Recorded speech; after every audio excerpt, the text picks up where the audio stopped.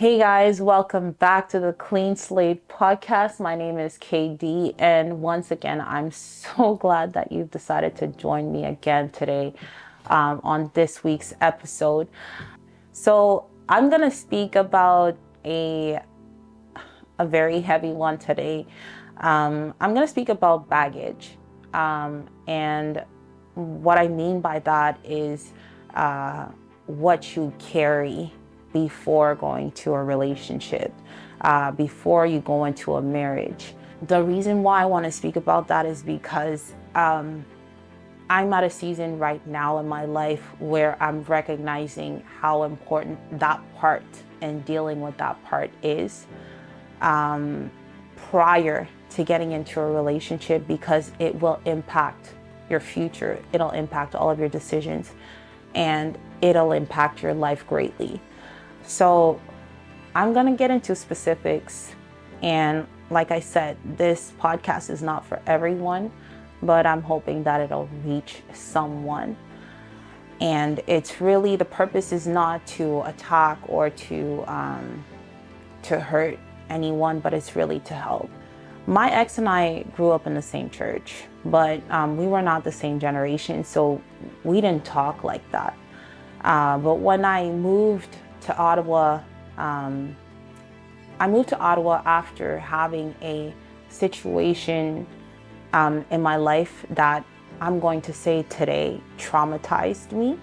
But I didn't recognize how much back then, because I'm the type of person that is solution driven. And so immediately when something happens, I'm trying to handle the situation, and I'm trying to move on from the hurt. I'm trying to move on from what happened and trying to do life without dealing. I'm an avoidant. So I don't like to deal with things. I don't like to confront people. I just try to move on and see what's next. So I had dealt with a traumatizing situation. It affected me deeply. I tried to kill myself at some point because this situation was affecting me so much. I was overwhelmed by guilt. My faith was completely at an all-time low, and I didn't know if I believed in God anymore. This is how much that situation had affected me. And I was just trying to survive.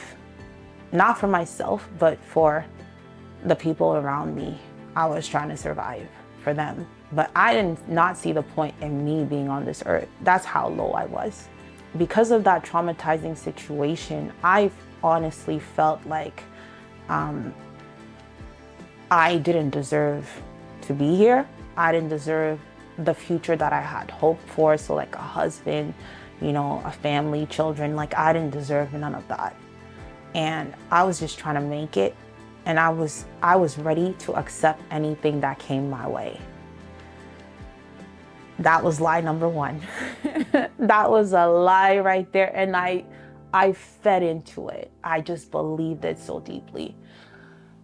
This is who I thought I was. This is where I was in my life. So I was in no position to talk to people, to date them, because I didn't even see the worth of myself and in my breathing. So that was my first mistake right there. But I didn't know better. I was young. I didn't know better. And, we didn't talk about stuff at the time. Therapy was out of the question. That didn't even exist in our world. And so I just was trying to survive in that world. And when I met my ex, when I actually started talking to him really for the first time, we worked at the same place, but our relationship, or whatever that was, consisted of a hi-bye, because I knew who he was, he knew who I was, but we didn't talk like that. But we had mutual friends, so we were, respectful. But at some point, there was a Fred Hammond concert in Toronto. I really wanted to go, and it just so happened that he was the only person at work that was not working that Friday, and I had to do a work switch. And so I didn't have his phone number, but we had a mutual friend, which I was really close with, and I knew she had dated him and everything. But we had that mutual friend, and I went to ask her for his number to see if we could do a switch. And then she said, I'll get back to you, fine, whatever. So one night I'm at my house, and I'm like, I was waiting for her to send me his phone number. But one night I'm at my house, and I hear my apartment, and I lived on the ninth floor at that point, and I hear a knock at my door, and I go open the door, and there he is. And I'm surprised because I asked for his phone number, but he's there showing up at my door. And he goes, and he sees that I'm shocked, and he's like, yeah, I heard you were looking for my number because you need to do a switch or something. And I'm like, yeah. And he's like, okay, I'll get back to you. And then he walks away. And I'm an overthinker. So here I'm wondering, okay, why did this man just not text me this? Why would you just show up at my door, knock, and tell me this, not to even give me an answer? But he walks away. And then throughout the weeks leading up to the switch and leading up to the concert, he's like making me feel like this is a big sacrifice for him. And so he's doing a big thing for me. And so in the person that I am, I'm already in a position where I feel like I owe him something. And that's the beginning of the manipulation. I'm just gonna pause here and say, you know, we live in a world, and we don't want to believe that there is an enemy out there, but there is an enemy out there, and he's looking for you. And today I'm looking back at my previous relationships, and a lot of my previous relationships, I wasn't checking for these guys. I wasn't even looking in that direction, and they just showed up. And when they showed up, they pushed for us to have a relationship. And I'm naturally complacent, and I had this kind of like mindset like, oh, I can change the world, I can save the world. And my first relationship when I was in high school with this guy, which I was kind of like put into, you know, when we dated, he was Catholic at first, but then he became interested in God, and I thought I did that. And so that was another lie that I fed into. And then I told myself I can change people, but I can't do that. God can do that, but that's not the strength or the capacity that God has given me. He has the ability to do that. My purpose is to go find them. His ability is to change them. And I misunderstood that for a long time. And so I thought I could change them. But a lot of the relationships, if not all, I did not go after them. It's not people I knew. It's like people I met in one-time situations, and they just pushed for the relationship. And I was like, okay, let's do it. And they were all poisonous. And I'm gonna tell you right there and then, there is an enemy that is looking for you. I know today as an adult what a healthy relationship looks like, because I had never entertained one, because I had never seen one, because I had never heard of one. And this is where we come in. We need to speak about what that looks like, because I did not know what it looked like. I have these people show up in my life showing interest, and I thought that was all that was required. That is a lie. We need to be more open and vulnerable about what a healthy relationship should look like. And we need to deal with baggage so that when devils and demons come our way, looking for us, looking to destroy us, we can identify them. We can now identify counterfeits and walk away and be like, I'm not dealing with that. This is manipulation. This is weird. I don't know you. I'm not going to do this. So we ended up doing the switch. I ended up going to my concert. But after the concert, he keeps texting me. And, you know, being the nice person that I am, I respond. And, you know, at some point I'm walking towards my apartment from taking the bus, coming back home from work. And, you know, I'm listening to music, and I shift my head, and here he is in his car, and he's watching me walk. And then he's like, let me give you a ride home. And I'm like, I live right here. And he's like, it's fine. And I get in his car and we have a conversation. And once again, I did not know him. I knew of him, or I had heard of him, but I did not know him. But we have a conversation, and the broken person that I am at that time becomes extremely vulnerable, opens up about things that I had not opened up to anyone because I was unhealed. I had baggage that was undealt with. And I opened up to him about a bunch of things.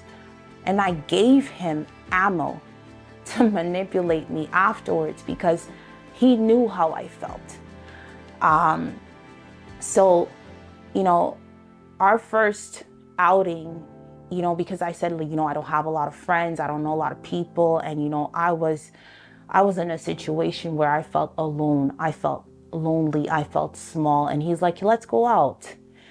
And I took it as a genuine invitation to become friends. And I knew he was friends with a lot of people I knew. So I was open to it.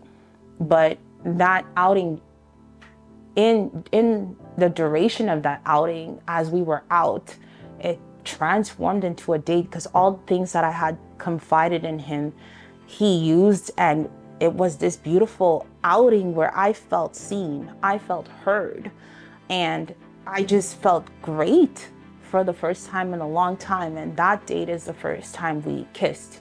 But then throughout the rest of this relationship, he literally brought me up and made me feel like I was like a shiny diamond one day, and then he would crash me all the way back down and make me feel like I was nothing the other. It was like a constant back and forth between feeling amazing and feeling like I was the only thing that mattered to him, to feeling like I was nothing. And to be kind of like bounced back and forth in that realm for someone that's broken is detrimental, because it just increased my wound even more. And this is why I say, if you are walking around with open wounds that you have not dealt with, you are leaving a space for the enemy to come and rip that apart for you, to poison it, to hurt you even more. And that is how serious this is, because it drives the rest of your decision. It drives your thinking. It drives who you are. It drives your future. And you don't want to mess with that. This is how it started out with my ex. And for a good 3 years, we were doing the back and forth. And he's the one that really made me understand what colorism was, because he was telling me, you're a light-skinned girl. Light-skinned girls are just pretty. The ones that you bring to your parents are the dark-skinned girls because they're smart. He really messed with my mind and made me feel like I wasn't worth it, that he was doing me a favor. He told me for a long time, I'm not the husband material, I'm not your boyfriend. But he made me feel like we needed to be exclusive and I couldn't go talk to anybody else. And he would get outright mad if I looked somewhere else. But he did not want to give himself that title to be my boyfriend. And because I felt so undeserving and I felt like I didn't belong on this earth, for him to even give me attention was something for me. It meant something for me. And those are lies. Those are all lies. But I was so broken that I saw the good into that.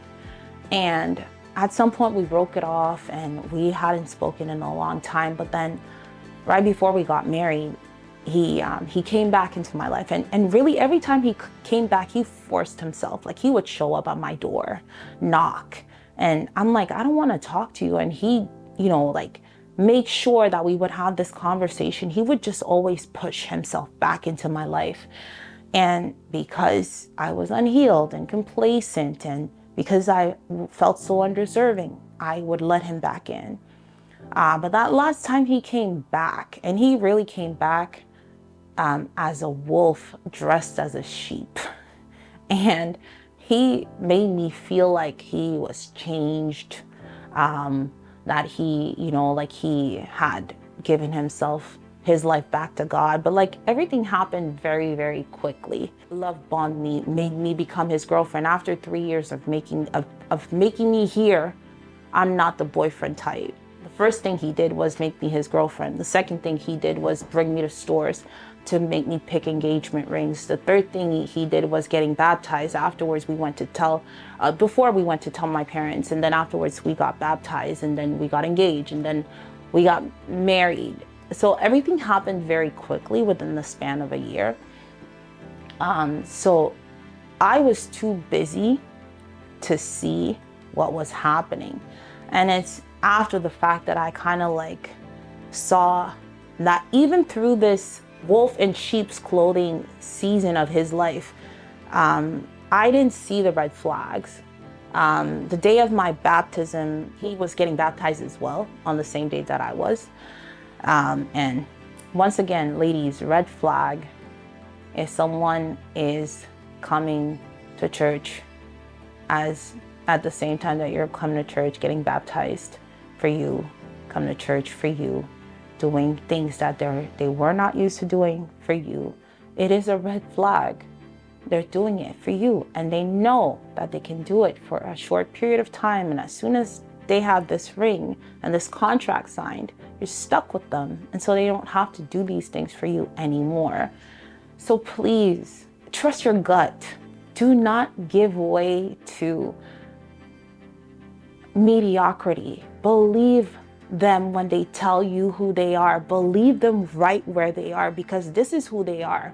And you have no power to change them. God has that power. You do not have the power to change them. And God, who is the God Almighty, wants us to choose him. So even through that, he's gonna make the step if the person wants that change. But if they don't want it, he's gonna leave you there, and he's gonna wait for you to want to follow him and to choose him. So please, it is not worth it.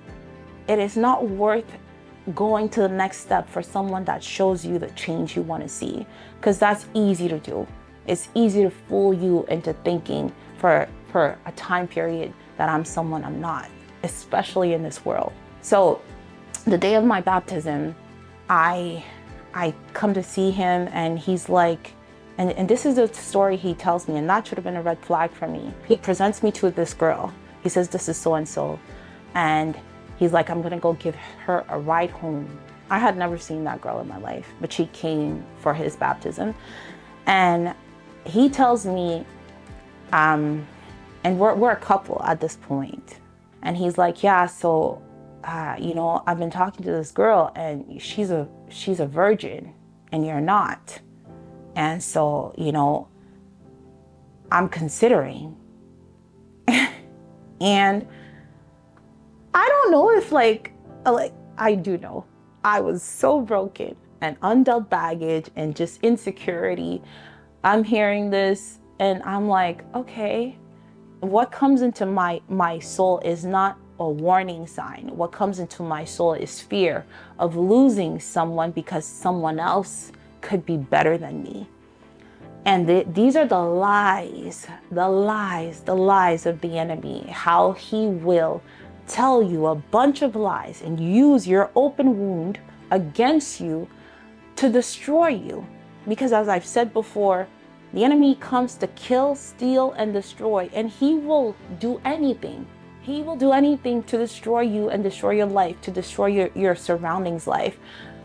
He's not your friend. He's not going to be passive. He's going to be aggressive in the way he does it. So that should have been a red flag, but things like that happened that I kind of just pushed onto the side and ignored. The main lesson through all this that I should have known, that I did not recognize, is that I did not deal with my hurt.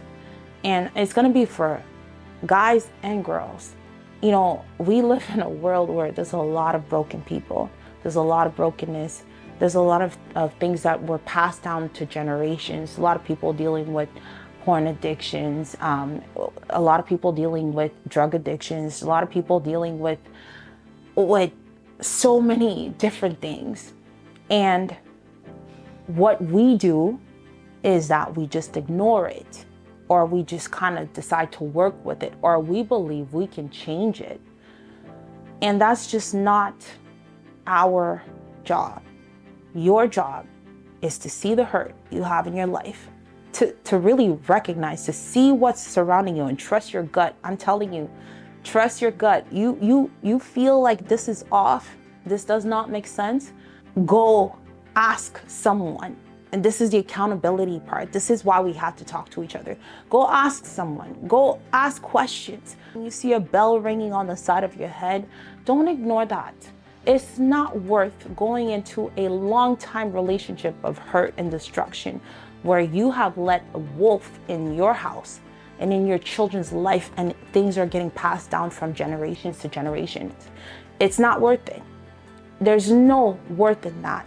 You have an issue here. You have a hurt, a baggage, something that you did not deal with. And God knows there's a lot of that in our culture.